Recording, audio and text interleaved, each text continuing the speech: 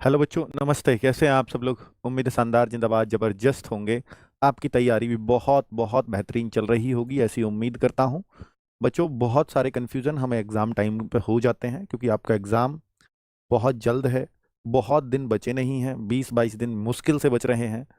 अब इस टाइम पर कंफ्यूज नहीं होना है कि क्लियर पाथ हमें दिखना चाहिए कि हमें करना क्या है। अगर हम यहाँ थोड़े से कंफ्यूज हुए तो बहुत सारे बच्चों से पीछे रह जाएंगे। सॉरी, आवाज़ जोर से आई होगी आपको। तो बहुत सारे बच्चों से हम पीछे रह जाएंगे अगर अब हम थोड़े से भी अपने मार्ग से भटके या हम जैसे चाहते हैं वैसे अगर नहीं कर पाए तो मेरे भाई, मैं आपको थोड़ा गाइड करने ही आया हूँ और एक महामंत्र देने आया हूँ जिसकी आप डिमांड कर रहे थे कि सर ये तो चाहिए ही चाहिए सेलेक्ट होने के लिए।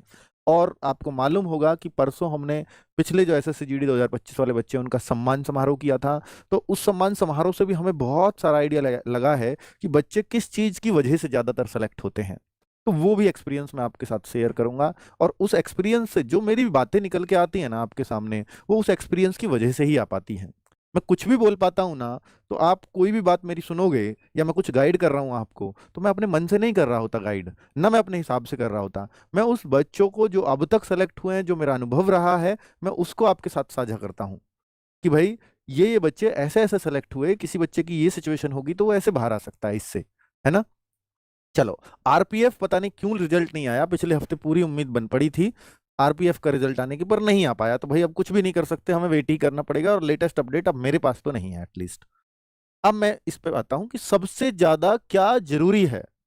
सबसे ज्यादा इस समय अगर क्या जरूरी है बच्चों, ये आपको जरूर परेशान कर रहा होगा कि भाई अब हमें करना है तो क्या करना चाहिए। तो भाई दो चीजें याद रखना कि आपसे मैं बोलता हूं कि जैसे लास्ट टाइम में ना, हम बहुत सारे बच्चे ऐसा होता है कि मैराथन्स के चक्कर में पड़े हुए होते हैं, हर कोई बहुत लंबी लंबी क्लासेस ले रहा होता है। तो बहुत क्लासेस के चक्कर में मत पड़ना बच्चों। अगर आप शुरुआत से पढ़ते हुए आए हो और आपका रिवीजन अच्छे से चल रहा है, तो आप बहुत क्लासेस के चक्कर में मत पड़ना। क्योंकि आपकी लगातार क्लास, कोई लगातार मैराथन 12 घंटे की मैं लगाऊं, 10 घंटे की मैं लगाऊं, ये टीचर्स में आपसी प्रतिस्पर्धा है कि मेरी वीडियो ऊपर आएगी। टीचर्स पता है क्यों लगाते हैं 12-12 घंटे की मैराथन, 10-10 घंटे की मैराथन, 8-8 घंटे की मैराथन क्यों लगाते हैं बताओ? वो इसलिए लगाते हैं कि भाई मुझे इस जो है इस सेगमेंट में नाम कमाना है। और मैं एक वीडियो 8 घंटे की, 10 घंटे की लूंगा, तो फिर मेरी वीडियो बाकियों से ऊपर आएगी, कोई बच्चा सर्च करेगा तो उसमें तो टीचर का फायदा ज्यादा हुआ। और टीचर का अगर कम अनुभवी है और वो कुछ भी एसएससी जीडी में पढ़ा दे रहा है, तो फिर वो बहुत नुकसान हुआ बच्चों का। और बहुत अनुभवी भी हो, मटेरियल भी हो, भाई आप देखो ना, जो भी ऐसी मैराथन्स होती हैं, आप ये देखो कि आप उसका ज्यादातर हिस्सा जानते हैं। उस टाइम को वहां लगाओ जो आपकी अभी चीजें थोड़ी सी कमजोर है, उसको थोड़ा प्रैक्टिस से अगर मैं मजबूत कर पाऊं तो। क्योंकि टीचर्स को भी पता है कि यहां से पेपर आएगा और बच्चों को भी पता है अब कि ये चीजें आएंगी। एग्जैक्टली ना टीचर को पता है ना एग्जैक्टली बच्चों को पता है। तो दोनों एक जैसे हैं उसमें कि क्या आएगा एग्जाम में वो किसी को भी नहीं पता। लेकिन मैं आपको इतना बता रहा हूं बच्चों कि जैसे सबसे ज्यादा जरूरी है तो एक वर्ड होता है प्रैक्टिस। हर कोई आपसे यही कहता मिलेगा कि प्रैक्टिस बहुत जरूरी है। और प्रैक्टिस दो चीजों में बहुत जरूरी है केवल, मैथ्स में एंड रीजनिंग में। ये दो सब्जेक्ट की प्रैक्टिस आप ऐसे करना कि रीजनिंग का अगर आप डेली एक मिनी मॉक दे रहे हो, डेली एक, तो इससे बेहतरीन कुछ नहीं है। तो रीजनिंग फिर पढ़ो मत पढ़ो, प्रैक्टिस सेट्स यूट्यूब पे वीडियो लो मत लो, कोई फर्क नहीं पड़ता। पर डेली एक मिनी मॉक का एक रूल बना लो कि भाई रीजनिंग में मुझे देना ही देना है। ठीक है। जैसे मैं मैथ्स की बात करूं, मैथ्स में आपको एक तो मिनी मॉक देना है। देखिए रीजनिंग में और मैथ्स में क्या फर्क है, मिनी मॉक तो आप देंगे, साथ में आपको एक और काम करना होगा बच्चों कि जो चीजें आपकी गलत हो रही हैं उनको साइड लिखना शुरू कर दीजिए कि मेरे किन किन चैप्टरों से क्वेश्चंस गलत हो रहे हैं। उन चैप्टर्स को नोट करिए। आप देखते हैं कि आपने पिछले 5 मिनी मॉक दिए, 5 मिनी मॉक में आपने देखा कि मेरा मान लीजिए प्रॉफिट एंड लॉस से भी गलत हो गया है, मेरा कंपाउंड इंटरेस्ट से गलत हो रहा है, मैं देखता हूं कि मेरा यार एवरेज से भी गलत हो जा रहा है, मैं देखता हूं यार मेरा ना 2D 3D से भी गलत हो रहा है, मेंसुरेशन से, मैं देखता हूं टाइम एंड डिस्टेंस से भी गलत हो रहा है। तो इस तरह से बच्चों आपने लिख लिए सारे चैप्टर्स की जो जो गलत हो रहे थे। पिछले 5 मॉर्निंग वॉक दिए, मैंने देखा कि इन इन चैप्टरों से मेरे गलत हो रहे हैं और लगातार गलत इन्हीं से हुए हैं। तो फिर हम देखेंगे कि भाई ऐसा इनमें से कौन सा चैप्टर है जिसको मैं आसानी से स्ट्रॉन्ग कर लूंगा, जिसपे मैं भी मानता हूं कि भाई मेरी पकड़ ठीक ठाक है। तो मैं यहां पर ये देखूंगा कि यार मैं एवरेज को तो बहुत ही आसानी से कर सकता हूं। तो हम क्या करें कि अगले 3 दिन चाहे 2 घंटे आप पूछते हो ना कि सर टाइम टेबल क्या होना चाहिए, कि कितना टाइम मैथ्स को पढ़ना चाहिए। मैं कहता हूं भाई ऐसा टाइम डिसाइड करने से कुछ भी नहीं हो पाएगा। आप ये करिए कि अगले 3 दिन में एवरेज का नामो निशान मिटा दूंगा, कभी ये गलत नहीं होगा। रोज चाहे 3 घंटा पढ़ना पड़े चाहे 4 घंटे पढ़ना पड़े, क्योंकि अब पूरे हफ्ते पढ़ने का टाइम नहीं है। मैं 3 दिन दूंगा अब इस चैप्टर को, पर जीवन में अब एवरेज गलत नहीं होने दूंगा। तो एवरेज की जो भी आपके पास मैथ्स की बुक है उन सबको करना शुरू कर दो। मुश्किल क्वेश्चनों की तरफ मत जाना। आपको लगता है कि यार ये क्वेश्चन तो मुझे समझ ही नहीं आ रहा, तो ये बिल्कुल काट देना, और ऐसा काटना किताब में फिर वो कभी आपको दिखे ही ना। इतनी बुरी तरीके से काट देना क्योंकि वो एग्जाम में आएगा ही नहीं, ये मान लेना। ठीक है, तो ऐसे ही आप दूसरा चैप्टर इसमें करो। कुछ चैप्टर्स आपको लगेंगे यार ये तो मेरे स्ट्रांग हो ही नहीं सकते, तो उसमें क्या करो, एकदम मत छोड़ना उसको भी। उसका सिर्फ इतना करो कि जैसे 2D और टाइम एंड डिस्टेंस है, कि इसके बेसिक सवाल, इसके बिल्कुल बेसिक सवाल कर लेने। अब आप कहोगे सर बेसिक को कैसे पहचानूंगा मैं? भाई बेसिक, यदि आप किसी बैच से पढ़ रहे हो तो आपके टीचर ने शुरू की 2 क्लास बेसिक पे ले रखी होंगी, उतना कर लो। और शुरू की 2 क्लास हर किसी को समझ में आ जाती है। आप कहो सर मैं तो बैच से नहीं पढ़ रहा, तो मैं आपको एक एग्जांपल दे रहा हूं। SSC GD Surya batch math से लिखना यूट्यूब पे, आप जो चैप्टर डालोगे वो चैप्टर आ जाएगा। उस चैप्टर की शुरू की 2 वीडियो ले लेना, जो चैप्टर आपको मुश्किल लगता हो। आप फॉर्मूला बेस्ड क्वेश्चन छोड़ के ही नहीं आ सकते, आप बेसिक क्वेश्चन कोई छोड़ के नहीं आ सकते। और भैया हार्ड तो फिर हार्ड ही है, जिसका अच्छा होगा वो कर लेगा, जिसने बहुत। पर उन बच्चों को जो बच्चे मीडियम स्तर के हैं ना मैथ्स में, उनके लिए बहुत कारगर होता है, और वो 18-18 19-19 क्वेश्चन करके आते हैं एग्जाम में। तो मैं आपको ये जो सलाह दे रहा हूं बहुत अनुभव के साथ दे रहा हूं बच्चों, इतना करना अगर आपका मैथ्स वीक है तो। देखो पहचानो कि यार मैं 10-12 मैथ्स में कर पा रहा हूं, तो मेरे 10-12 सवाल गलत कहां हो रहे हैं, किन किन चैप्टर्स के लगातार गलत हो रहे हैं। उन चैप्टर्स में देखो जो आपके थोड़े से स्ट्रांग कर सकते हो, आसानी से कर सकते हो, पहले उन्हें उनके पीछे पड़ जाओ। आपके उसे किस बुक से करें? बुक आपको एसएससी जीडी की मैथ्स की पहले भी दे रखी है भाई, उससे बढ़िया कुछ नहीं हो सकता। उससे कर दो, उसके सारे कर दो यार उस चैप्टर के। मान लो एवरेज आपको अच्छा लगता है पर सवाल गलत हो रहा है, तो उसके एवरेज को 2-3 बार कर दो। 2-3 बार, आपको 2-3 बार करने का फायदा होता है, 100% होता है। ठीक है, करे हुए को करना ही मैथ्स में सबसे स्ट्रांग बनाता है, याद रखना इस बात को। मैं मैथ्स और रीजनिंग आपके मिनी मॉक आपको स्ट्रांग बना देंगे। मिनी मॉक का गिफ्ट दूंगा ही अभी थोड़ी देर में। मॉक में स्कोर कैसे बढ़ाएं बच्चों, बहुत बड़ा सवाल है सबका कि मॉक में कैसे स्कोर बढ़ाएं, गलतियों पे काम करके। जब भी आप मॉक दो तो मॉक देने के बाद असली काम शुरू होता है। मॉक देके तो रिजल्ट मिल गया, मेरे इतने में से इतने मार्क्स आ गए, खत्म। अब आप फिर पढ़ने लग गए, फिर मॉक दिया, इतने में से इतने मार्क्स आ गए, फिर खत्म। इससे कोई फायदा नहीं हुआ। इससे सिर्फ एक चीज का तो फायदा हुआ कि आपका टाइम मैनेज हो जाएगा एग्जाम में, और आपकी प्रैक्टिस हो गई। बाकी आपने सीखा कुछ नहीं इस मॉक से। जब भी आप मॉक दो, मॉक के बाद ये देखो गलतियां, ऐसे कितने प्रश्न हैं, ध्यान रखना बच्चों। आपको आपके एग्जाम में वही क्वेश्चन डुबोएगा जो आपको आता है। कितनी बड़ी बात कह रहा हूं, वही क्वेश्चन हमें डुबोता है जो हमसे आता है। इसका मतलब हम अपना एग्जाम में 100% देकर ही नहीं आए। हमसे आता था और हमसे गलत हो गया, तो कहां हमने 100% दिया अपना? आता हुआ गलत होना है ना। और ये हर किसी से होता है एग्जाम में, कोई भी एग्जाम क्यों ना हो आपकी सरकारी नौकरी का, और कैसा भी बच्चा क्यों ना हो, आता हुआ 1-2 प्रश्न, जो बहुत मजा हुआ बच्चा 1-2 प्रश्न वो भी गलत करके आता है। और आप जैसे बच्चे 5-6 प्रश्न गलत करके आते हैं। एक क्वेश्चन 2 मार्क्स का होता है, 5-6 10-12 मार्क्स के होते हैं। सोचो कि एक क्वेश्चन पे 1 लाख बच्चा खड़ा है, एक नंबर पे 1 लाख बच्चा खड़ा है, 10-12 मार्क्स पर कितने बच्चों से आप पीछे रह जाते हो। तो इसका एक ही तरीका है कि ऐसी गलतियां ना हो। जब भी आप मॉक दे रहे हो उसके तुरंत बाद यानी उसी दिन चेक करो कि ऐसे कितने प्रश्न थे जो मुझसे आते थे और गलत हो गए, जो मेरे सही होने चाहिए थे। मैं अभी भी करूंगा तो तुरंत कर दूंगा ऐसा प्रश्न, लेकिन फिर भी गलत हो गया। आप ऐसे पाओगे कि अगर मेरे टोटल पेपर में 10 प्रश्न गलत हैं, टोटल पेपर में 10 प्रश्न गलत हैं, तो आप ये जरूर पाओगे कि 4 प्रश्न ऐसे होंगे जो आपको आते थे और गलत हो गए। ये 4 प्रश्न अगर सही हो जाते तो आपको बहुत अच्छे स्तर पर वो ले जाते। और इन्हीं की वजह से हम दुख भी होते हैं, दुखी भी होते हैं। दुख इनकी वजह से होता है, इनकी से नहीं। वो जो 6 तो मुझसे होते ही नहीं। तो इसका एक ही तरीका है, हर मौके में इन 4 को ढूंढो, उसी दिन ढूंढो। और ये देखो कि जब मैं इस प्रश्न को कर रहा था, भाई ये मेरे से, मैं इसको नींद में भी हल कर दूंगा, पर यहां गलत हुआ, पर ये क्या मेरे दिमाग में उस समय चल रहा होगा। ये आप जब मॉक को तुरंत एनालिसिस करने लग जाते हो ना, या सेम डे एनालिसिस करते हो, तो आपको याद रहता है कि यार मैं जब इस क्वेश्चन को पढ़ रहा था ना, तो मैं इसको नहीं को है पढ़ गया। ऐसी गलती होती है। इसमें पूछा था अंडर रूट, मैं अंडर रूट पढ़ ही नहीं पाया, मैंने सीधा आंसर 4 निकाल दिया। सिंप्लीफिकेशन का सवाल था, बाद में पूछा था इसका अंडर रूट बताओ, मैंने निकाला ही नहीं। 4 का 2 करना था बस, 9 का 3 करना था बस। ऐसी सिली मिस्टेक होती है वो।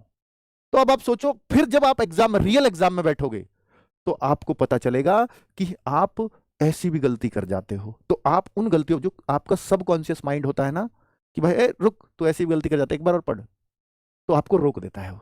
आपके दिमाग में एकदम आएगा यार मैंने गलत तो नहीं पढ़ लिया, तो एकदम से आप उस गलती को करेक्ट कर जाते हो रियल पेपर में। और वही चीज, ये जो आप बाद का काम करते हो ना, ये चीज इन 4 प्रश्न को गलत होने से बचा लेती है। और यही आपके मौकों में स्कोर को जंप करा देते हैं। आपको आता बहुत कुछ है, आता हुआ गलत कराते हो, इसलिए सिलेक्शन नहीं होता। ठीक है, चलो तो मेरे भाई, मॉक में टाइम, एक तो ये है मॉक का स्कोर बढ़ाने का। अब आपको कहे कोई गुड्डी पिला देगा, नहीं। अब आप इतना करो, मॉक का एनालिसिस किया करो, बस इतना ही कर लेना। आपके एनालिसिस की वजह से ही आपका स्कोर बढ़ जाएगा। एनालिसिस में क्या करना है, आते हुए प्रश्न कौन कौन से गलत हुए, क्यों गलत हुए, मैंने क्या सोच लिया था इसको, ये बता बस। मॉक में टाइम मैनेज कैसे करें, टाइम मैनेज करने का एक ही तरीका है, मिनी मॉक जो आज हम देने जा रहे हैं, कल से हम आपको सॉरी मंडे से हम आपको देने जा रहे हैं। तो मिनी मॉक में मॉक सब्जेक्ट वाइज टाइमिंग देंगे हम। मैथ्स में जैसे आपका क्या है, ओवरऑल पेपर है, 1 घंटे में 80 प्रश्न करना है, जिसमें 40 क्वेश्चन मैथ रीजनिंग के होते हैं। वही हमारा समय की लय को बिगाड़ते हैं। हालांकि जीडी में समय कम नहीं पड़ता, पर पड़ जाता है बहुत सारे बच्चों को, क्योंकि मैथ रीजनिंग लय बिगाड़ते हैं आपकी। तो फिर क्या है, हम ऐसा करते हैं बच्चों कि मैं आपको एक टाइम मैनेजमेंट का तरीका बताता हूं। जैसे मिनी मॉक है ना, हम एक फिक्स टाइम देते हैं कि मिनी मॉक में कि मैथ्स के 20 प्रश्न आपको 25 मिनट में ही करने हैं। रीजनिंग के आपको जो 20 प्रश्न हैं वो आपको 20 ही मिनट में करने हैं। तो 45 मिनट तो ऐसे मैनेज हो गए। अब बचे 15 मिनट। जो आपकी हिंदी है उसको आपको 8 मिनट में करना है। कितने में? और जो आपकी जीएस बची उसको आपको 7 मिनट में करना है। हम मिनी मॉक में आपको ये टाइमिंग देंगे। तो आप देखो सारा टाइम कितना हो गया, 1 घंटा हुआ कि नहीं? तो आप इतने इतने टाइम में अलग अलग मॉक लगाओगे, तो आप देखेंगे कि आपका टाइमिंग ही बहुत अच्छे से मैनेज हो जाएगा। अब बच्चों का सवाल होता है कि सर एग्जाम में सबसे पहले मैं क्या करूं, कौन से सब्जेक्ट को करूं? अगर आप ऐसा कर सकते हैं, वैसे तो बच्चा वैसे ही लग जाता है, जो पहले आता है उसको करने लग जाता है, ऊपर एक क्लिक ही करना है। अगर आप चाहते हो कि आप एक क्रम सेट, और मेरी टाइमिंग की मुझे बहुत समस्या है, तो मैं आपसे कहता हूं आप सबसे पहले इसको करके देखो। सबसे पहले रीजनिंग करके देखो, आपकी टाइमिंग की समस्या खत्म हो जाएगी। और जब आप मिनी मॉक दोगे ना, 20-20 मिनट के मिनी मॉक रीजनिंग के लगाओगे, 20 मिनट में 20 प्रश्न करने की एक आदत अपने दिमाग को डालोगे, तो अगर आप किसी एक प्रश्न पे पूरे पेपर में ज्यादा समय लोगे ना, तो आपको तुरंत पता लग जाएगी यार रीजनिंग में मैं ज्यादा समय ले रहा हूं। तुरंत आप अगले क्वेश्चन पे बढ़ जाओगे। और बस यही नहीं फंसना है कि अगर आप एक क्वेश्चन में फंसे रह गए तो वो टाइम कम करवा देगा। और ध्यान रखना कि अगर पेपर में अगर 5 क्वेश्चन बिना पढ़े हुए टाइम पूरा हो गया, तो आपका सिलेक्शन बिल्कुल नहीं होगा, चाहे आप कितने भी बढ़िया खिलाड़ी हैं। क्यों नहीं होगा? क्योंकि आपके लिए पेपर 150 मार्क्स का रहेगा, बाकी के लिए 160 का है, तो वैसे ही बाहर हो जाओगे आप, है ना? तो इसलिए ये जरूर करना कि टाइम पूरा पड़े आपके एग्जाम का। उसके लिए जरूरी है कि अगर आप रीजनिंग पहला जो कुछ कर रहे, जैसा कर रहे वैसा ही करने दो। रीजनिंग सबसे पहले क्रम ये बना लेना, और एक मॉक ऐसा लगा के देखना, फुल मॉक जो मैं बता रहा हूं आपको क्रम, अगर समय की समस्या है तो। पहले रीजनिंग, दूसरे नंबर पे बच्चे आप हिंदी या जीएस जो तुम्हारा मन करे, दूसरा तीसरा इनका रखना, और लास्ट में मैथ्स को रखना। कई बच्चे तुर्रम खान बनते हैं अपने मैथ्स के लिए, मत बनना। मैथ्स मेरा स्ट्रांग है, पूरे 20 में से 20 करके आएंगे, करिए 20 में से 20, सारा छुट गया, बाकी का पेपर क्या कर लिया अब 20 में से 20 करके? तो ये मत करना। मैथ्स से लड़ाई नहीं लड़नी है आपको, पेपर में सिलेक्शन लेना है, तो लास्ट का इसको देना, चाहे मैथ्स आपका स्ट्रांग भी क्यों ना हो, है ना? चलो, अब किस सब्जेक्ट को कितना समय दें? अब किस सब्जेक्ट को कितना समय दें? अगर आपके पास एक बुक मैंने दी है गागर में सागर, उसको ढंग से पढ़ जाओ भाई। उस बुक को अगर ढंग से पढ़ गए, और लास्ट समय में अगर कोई ये पूछना चाहे कि सर मैं क्या पढ़ूं, गागर में सागर पढ़ लो आप। सर गागर में सागर फिर मैराथन की जरूरत नहीं है, उसको ही पढ़ लेना आप। उसमें वीडियो स्कैनर लगे हुए हैं, कुछ छोटी छोटी वीडियो 5-5, 7-7 मिनट की, उन टॉपिक से एक्स्ट्रा उसको और पढ़ लेना। वही सब गागर में सागर है, सब कुछ दे दिया आपको। ठीक है, तो किस सब्जेक्ट को समय दें? सब समय ही अगर आपको देना है, तो मैं कह रहा हूं मिनी मॉक तो जरूर लगाइएगा, साथ में इतना और मैनेज कर लीजिएगा कि मैथ्स को आप जो चैप्टर्स कमजोर हैं उसमें आपका समय 2 घंटे जाता है, 3 घंटे जाता। अब बहुत कमजोर पे समय बर्बाद मत करना, वो सीखने का समय निकल चुका है। आपको मैथ्स आता है, पर इन चैप्टरों पे मुझे थोड़ा सा काम करना बाकी है, उन चैप्टरों पे काम कर लो बस। और चाहे उसमें 2 घंटे लगे, 3 लगे, 4 लगे, मैथ्स में टाइम मत देखो। रीजनिंग में 1 घंटा पढ़ रहे हो बहुत ज्यादा ही है, हिंदी 1 घंटा पढ़ रहे हो बहुत है, और हिंदी में आप सिर्फ शब्दावली पे काम कर लो, सिर्फ विलोम शब्द पढ़ लो, पर्यायवाची पढ़ लो, मुहावरे मुहावरे पढ़ लो। और ये ऐसे नहीं रटे जाते पर्यायवाची, मुहावरे और ये विलोम शब्द। बेटा ये रटे कैसे जाते हैं कि एक लाइन से एक बार आपने पढ़ने शुरू कर दिया, ऐसे ऐसे ऐसे, आज पूरे पे नजर मारी। रटना नहीं है कि पवन का, हवा का पर्यायवाची पवन, वायु, ये सब, समीर, ऐसे ऐसे नहीं रटना है। बस पवन, वायु, समीर, ये अगला पर्यायवाची, ये अगला पर्यायवाची, ये ऐसे पढ़ा। विलोम शब्द भी ऐसे ही पढ़े, और लगातार 5-6 दिन ऐसे ही पढ़ना है बस। याद आ जाएगा पेपर में, याद रखना, मेरी गारंटी है। कोई रटेगा हवा के, पवन, वायु, समीर, ये ऐसे नहीं रटना है। पर्यायवाची ऐसे याद रहेंगे ही नहीं। बस आपको एक नजर रोज मारनी है उन पर, रोज मारनी है। आप कहो मेरा 200 पर्यायवाची रोज देखने, रोज देख लो उन्हें, रोज देख लो, 6-7 दिन तक देख लो, एग्जाम में उनमें से आया 100% सही हो जाएगा, क्योंकि ऑप्शन आएंगे वहां पर। सेम विलोम शब्द में करो, सेम मुहावरों में करो, ठीक है। तो जो और बाकी जो वैसी चीजें हैं, पैराग्राफ है, तो वो वैसे ही सही हो जाता है, प्रैक्टिस करी होगी इतनी तो मैं मानता ही हूँ। तो रीजनिंग को 1 घंटा दे दो, हिंदी को ऐसे 1 घंटे दे लो अगर कर सकते हो तो। और बाकी बचता है आपका जीएस, तो जीएस के लिए गागर में सागर पढ़ लो। अब तो बस वही बताऊंगा आपको। और 2 घंटे, क्योंकि जीएस में सबसे कम कॉन्फिडेंस रहता है बच्चों का, तो 2-3 घंटे जितना दे सकते हो दे दो, बचा हुआ टाइम। 2-3 घंटे मैथ्स को दो, 2-3 घंटे जीएस को दो, और बाकी 1-1 घंटा उनको देते रहो, इतना बहुत है। पहली बार आपको स्लॉट बुक करने पड़ेंगे, ये बात और ध्यान से सुन लेना। अगर आप एसएससी जीडी वाले बच्चे हैं तो आपको स्लॉट बुक करने पड़ेंगे पहली बार, इस बात को गौर से सुनना। बहुत सारे बच्चों को नहीं पता, मेरे भाई असम के भी जुड़ रहे हैं, त्रिपुरा के भी जुड़ रहे हैं, मेरे भाई महाराष्ट्र के भी हो, वेस्ट बंगाल को भी, उनको पता ही नहीं है बच्चों को, बेचारों को। सबसे छोटा बच्चा होता है एसएससी का, एसएससी जीडी में चिंता होगी तो एसएससी को इन्हीं बच्चों की होगी, स्लॉट ही बुक नहीं करेंगे, और फिर आप पेपर ही नहीं दे पाओगे। मैं करवाऊंगा आपके स्लॉट बुक, मैं आपको एक एक चीज बताऊंगा आकर के कि कैसे कैसे आपको स्लॉट बुक करना है। घबराना मत। और भाई आपको अपना शहर चुनना है, आपको अपना सेंटर चुनना है। जल्दी एसएससी इसको दे देगी, और आप अपने एग्जाम की जो डेट चुनोगे उससे 7 दिन पहले तक भी, यानी 15 फरवरी तक भी चुन लोगे, कोई दिक्कत नहीं है आपको, तो टेंशन मत लेना, ठीक है। 1-2 दिन में खुल जाएंगे स्लॉट बुक करने के ऑप्शन, ठीक है। तो उसको मैं बता दूंगा, इसके लिए अभी घबराना नहीं है आपको। आपको गागर में सागर बुक कैसी लगी, ये एक रिव्यू चाहिए। कुछ बच्चों का ये मैं देख पा रहा हूं कि सर मेरे ना गागर में सागर पहुंची नहीं है।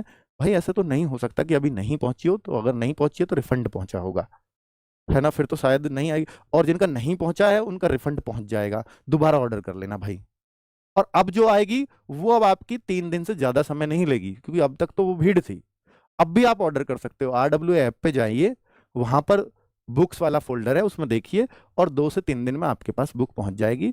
जिसको नहीं मिली है उसमें हमारी गलती हो सकती है, या कोरियर बॉय की गलती हो सकती है, उसने आपकी भी हो सकती है, उसने कॉल किया हो, आपने नहीं उठाया हो, बहुत सारी चीजें हैं, ठीक है। तो भाई अब पॉसिबल तो नहीं है कि वो, क्योंकि 17 तारीख को जिसने ऑर्डर किया उसकी अगर अब तक नहीं पहुंची तो अब पहुंचने की संभावनाएं नहीं नजर आती, तो वो आपका रिफंड होगा पैसा। दूसरी ऑर्डर कर दीजिए, नहीं होगा रिफंड तो आप हमें बताइए, RW पे ऐप डाउन, RW ऐप से खरीदिए 99 वाली, तो हम आपका रिफंड कराएंगे।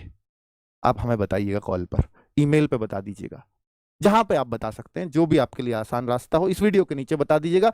RWA बुक का इस वीडियो के नीचे कमेंट करना, और जो बुक की आईडी है, अगर आपके पास नहीं पहुंची है तो जो आपकी ऑर्डर आईडी है RWA से शुरू हो रही है वो लिख देना, हमारी टीम कांटेक्ट कर लेगी आपको। और बताओ, अब बताओ, इससे आसान रास्ता तो नहीं बता सकता मैं।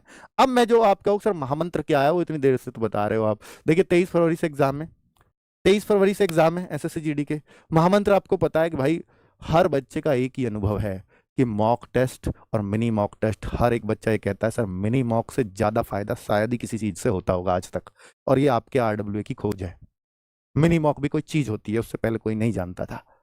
तो मेरे भाई मिनी मॉक आपको जीएस का और हिंदी का एक दिन, अब 2 फरवरी से शुरू होने जा रहे हैं, आपके 2 फरवरी से रेगुलर रहेंगे हर दिन जब तक आपका एग्जाम शुरू हो। 2 फरवरी को जो होगा जीएस का, हिंदी और इंग्लिश का भी, जो इंग्लिश वाले वो इंग्लिश का देंगे, जो हिंदी वाले एक इनमें से एक ही देना होता है आपको, और जीएस का, ठीक है। मैंने क्या बोला कि जीएस को आपको मिलेंगे 7 मिनट, और हिंदी, जीएस में वैसे भी गिनती के 14-15 क्वेश्चन ही पढ़ने होते हैं, तुम्हें 5 तो तुम्हारे पल्ले ही नहीं पड़ते, इसलिए 7 मिनट बहुत है। और हिंदी के पूरे 20 बढ़िया से पढ़ने पड़ते हैं, इसलिए 8 मिनट, इतना टाइम मिलेगा आपको दिया हुआ इन पे। और मैथ्स के लिए जो मिनी मॉक जो अगले दिन मिलेंगे वो आपको मैथ्स और रीजनिंग का मंडे वेडनेसडे फ्राइडे, यानी एक दिन ये अगले दिन ये, फिर एक दिन ये अगले दिन ये चलेगा, दिन लिखा हुआ कौन से दिन कौन से मिलेंगे। और संडे में फुल मॉक आएगा, उसके एनालिसिस लेके आपका भाई आएगा, आपको पता ही है। तो मैथ्स और रीजनिंग, मेरे भाई मैथ्स में आपको मिलेंगे 25 मिनट, और इसमें आपको देने हैं 20 नहीं 18 मिनट। 2 मिनट छोड़ रहा हूं मैं आपको, क्योंकि यार पेपर में अलग कॉन्फिडेंस है, यहां आप सेक्शनल कर रहे हो, वहां फुल पेपर का रहेगा तो वो एक प्रेशर रहता है, इसलिए मैं 18 दूंगा, 20 भी नहीं दे रहा। और बताओ 18 मिनट में जिसने रीजनिंग करनी सीख ली वो मार नहीं खाने वाला। तो हम टाइमिंग देंगे, यही मिनी मॉक का सबसे बड़ा रूल है कि वो टाइम इस तरह से दिया जाता है कि आपको करनी आ जाती है चीजें। ठीक है, चलो हो सकता है मैथ्स में भी आपको 22-23 मिनट मिले। अभी मैं थोड़ा एनालिसिस करूंगा कि मैथ्स कैसा है, किस तरह का, किस लेवल का दे रहे हैं, उस हिसाब से या तो 25 मिलेंगे या 22 मिलेंगे। ठीक है, चलो तो भाई ये आपके लिए महामंत्र है, मिनी मॉक को हर बच्चे को देना चाहिए, नहीं देता है तो उसका ही नुकसान होगा हमारा इसमें। हाँ आ जाओ आ जाओ। आदर्श सर कुछ कह रहे हैं, और भाई आदर्श सर ने पिछली बार भी एक वॉरियर सीरीज चलाई थी करंट अफेयर्स में। अगर आप करंट अफेयर्स को लेकर के जीएस में चिंतित हैं और हमें नहीं पता करंट अफेयर्स 4 नंबर आएगी, 5 आएगी, 2 आएगी, 1 आएगी, लेकिन वॉरियर सीरीज से बच्चों ने नाम लिया था, टॉपर है ना पिछली बार का रैंक 1 अमन सिंह, उसने बोला है कि सर वॉरियर सीरीज से बड़ा हेल्प मिला था, मेरे करंट के क्वेश्चन ही गलत नहीं हुए। तो भाई आदर्श सर आप बता दो कब से शुरू कर रहे हो, कैसे है? 2 तारीख अगर आप ले सकते हैं तो भाई 2 तारीख सुबह 7:30 बजे, यानी 2 तारीख को एक और गिफ्ट आपको मिलने जा रहा है, 2 फरवरी सुबह 7:30 बजे। ये क्या है कि टॉपिक वाइज करंट है, टॉपिक वाइज, जैसे अवार्ड है तो अवार्ड एक दिन आ गए, टॉपिक वाइज करंट, खेल हो गए एक दिन, तो ऐसे ही आ रहा है। और अभी एडिक्विटी कैसे प्रश्न पूछ रही है आदर्श सर को बहुत अच्छे से पता है। तो अगर आप करंट को लेकर के चिंतित हैं, करंट अफेयर्स को, तो फिर मत होइए। हाँ अब तो खुश हो जाओ, एक बार खुश हो तो एक बार ऐसा हाथ दिखा, अंगूठा दिखा दो हमें। चलो तो भाई हर स्टेट का बच्चा, मुझे मजा तब आता है कि एसएससी जीडी का जब मैं कोई सेशन ले रहा होता हूँ तो हर स्टेट का बच्चा, पूरा भारत जुड़ा हुआ होता है। इसमें मैं बता रहा हूँ मेरे भाई कि जो भी बच्चा मिनी मॉक दे या करंट अफेयर जो भी अब कुछ कर पा रहे हैं हम, तो भाई